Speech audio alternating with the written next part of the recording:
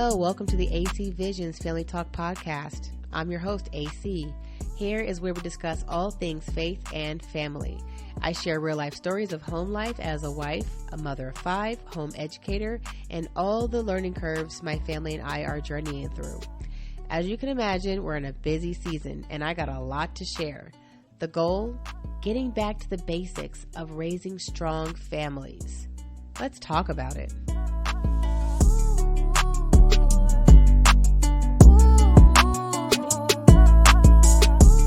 Hello. Welcome to episode 5 entitled, How They Are Wired. In today's episode, we're going to talk about how we as parents can sometimes deter our children away from how they are naturally gifted and wired to fit a mold of what we want for them. Our children are constantly communicating their likes and interests, but we as parents can sometimes get caught up in the day-to-day grind. We neglect to get in tune with how they are naturally wired and focus on nurturing the gifts God has already put in them. I want to talk about the importance of getting in tune with how our children are wired and more. But before we get into that segment of the podcast, let's get into some AC pearls.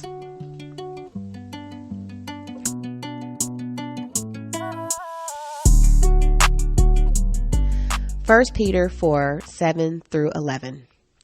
The end of all things is near. Therefore, be of sound judgment and sober spirit for the purpose of prayer. Above all, keep fervent in your love for one another, because love covers a multitude of sins.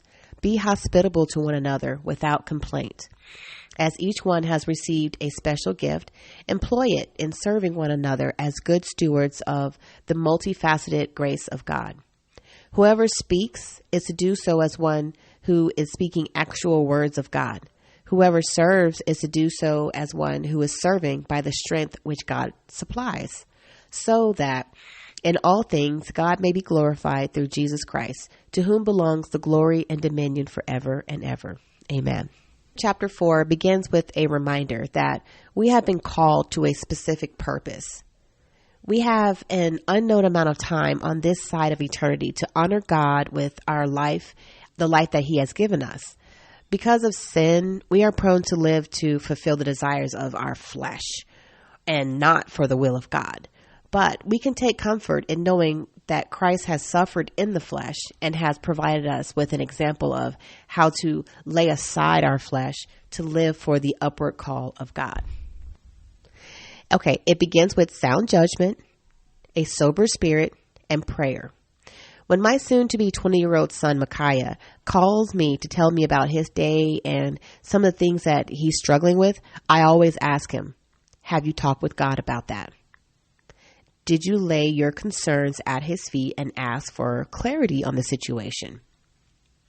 I mean, I can listen and offer words of wisdom based on my own knowledge and experience all day long, but I also understand that God can be doing something completely different in his life that only God can provide clarity and answers to.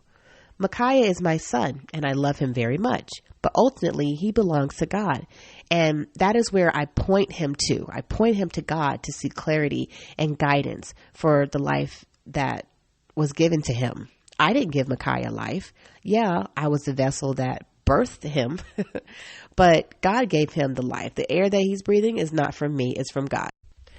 We contend with these things called our flesh daily because we tend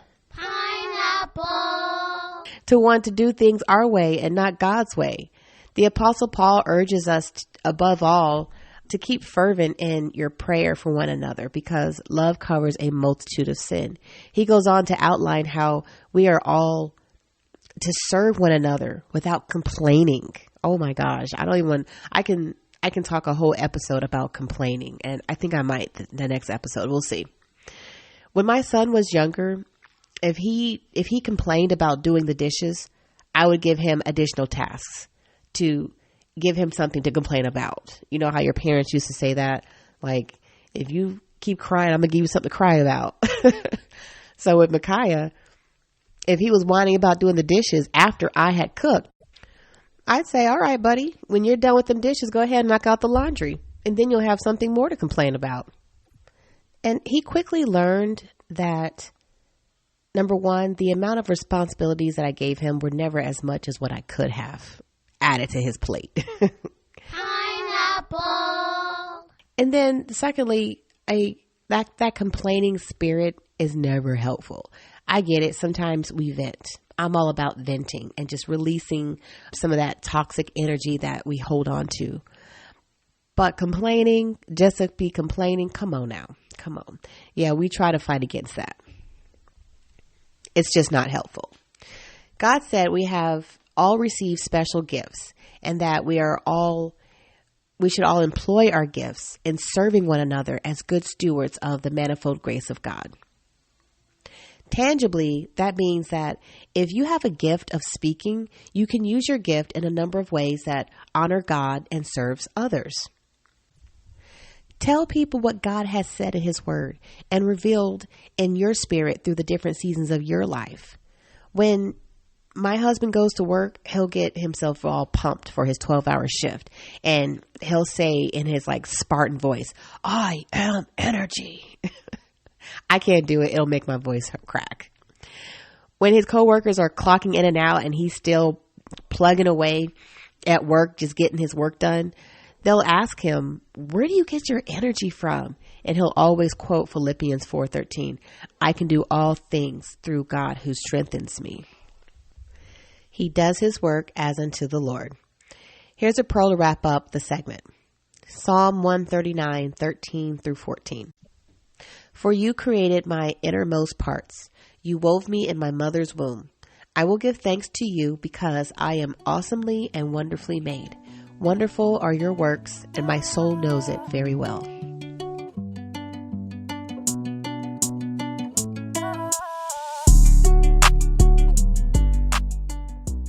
I mentioned in previous episodes how my family and I went on a Clark Family Homeschool adventure at the end of 2022. On our adventure, hubby and I got to know our children in ways that we probably wouldn't have in our day-to-day just grind of home life. There's something about breaking up the monotony of routine to explore and discover that really layers the learning process.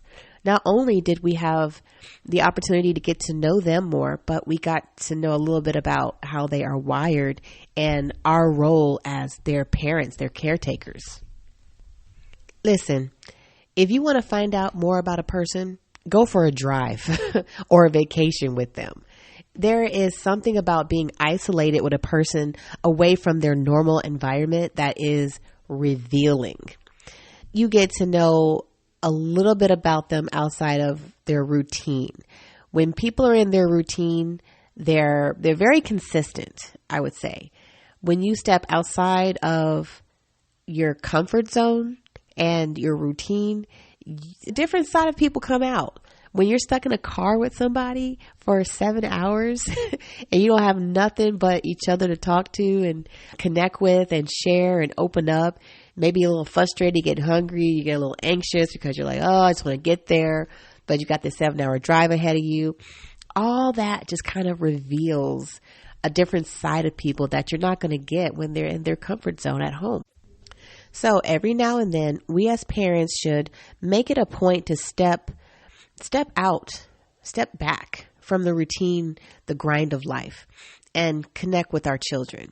I love hearing stories about how dads take their boys on camping trips, or moms take their girls out to have a girls' day and just kind of get a coffee or a tea and just go hang out, just go have fun, get their nails done, whatever. I love those moments because, again, you're stepping out of the routine and you're doing something that is relaxing, and it kind of creates this opportunity for both parties to just open up. It gives us the opportunity to talk to our children, listen intently, discuss particular quirks in their thinking and behavior, and simply get to know each other better.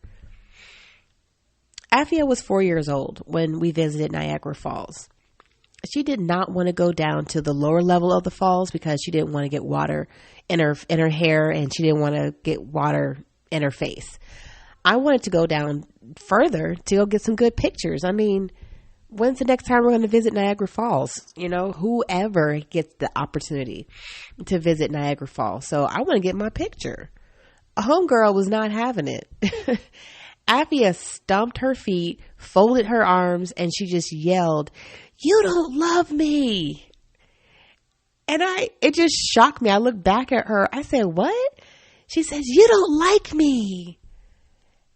And I was just like sitting there stunned, like, okay, don't know where that came from. I still want my picture. And I'm just trying to process the situation, right? In my mind, I'm thinking, what an odd thing for a 4-year-old to say. The moment instantly took me back to my childhood and the instances where I thought my mother, quote unquote, didn't like me after forcing me to do something that made me nervous or scared. I remember processing feelings of total disregard for my well-being and frustrations of not being able to communicate what was making me anxious or fearful. A lot of times with parent-child relationships, there's this invisible barrier of how do I get through to my child or how do I get through to my parent? And Afia's outburst that day is a perfect example of the quirks hubby and I are intentional to follow up with.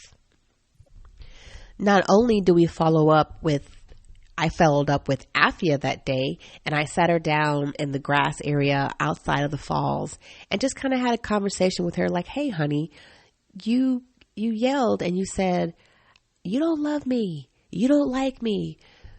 Do you want to try to explain to mommy what that means? What you mean? What did you mean by that?" And she says, yeah. And, she explains, just simply put, she didn't want to get wet. She didn't want to get her hair wet. She doesn't like water splashing in her face. And she did not want to do that. And then, of course, I had to explain to her, it ain't all about you. In 4-year-old terms, of course, very gently.